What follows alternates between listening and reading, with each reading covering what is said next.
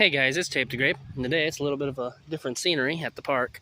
But anyway, there's a video on the Mercury again. Now, in the last video, I mentioned we had got the, outer tie rods done, and then we went to go get a alignment. Well, they said we needed a bunch of stuff done.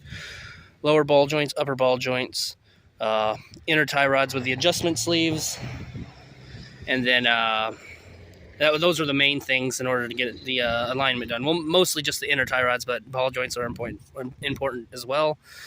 So we ended up, obviously we couldn't get everything done all at once. But last thing, the first thing we got done was the lower ball joints.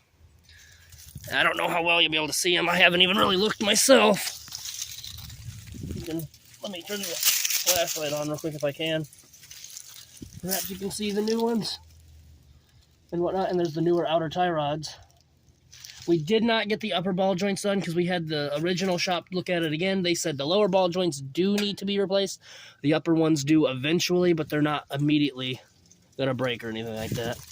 Another thing will get done eventually, but the thing that's going to get done next is the inner tie rods and the adjustment sleeve, as you can see, because they said at least one of the sides was seized into the adjustment sleeve, the center section, I would assume, right there in the center of the screen. And let's take a look at the other side. Give me 1 second. And I believe this is the side that they said was seized. But again, might as well get both done at the same time. And that side, because the inner tie rod on the other side was actually not that bad looking, but this side is the worst. But that's what we're going to get done next, and we're going to get that done the same day as the is the alignment, and then of course I'll make a video on it then. But anyway, here's the receipt for the ball joints being done. You got the price of the parts and the labor and whatnot, and I'll show you the total at the bottom. The entire total was $438.90. A little pricey, but it's important to get those ball joints done because you never know when they could break, and that'll be a pain in the rear if that happens while you're driving, especially on the freeway, which me and my fiance plan to take this, if all things go well, on a road trip somewhere. Don't know where yet, but it's something we plan on doing eventually. But oh yeah.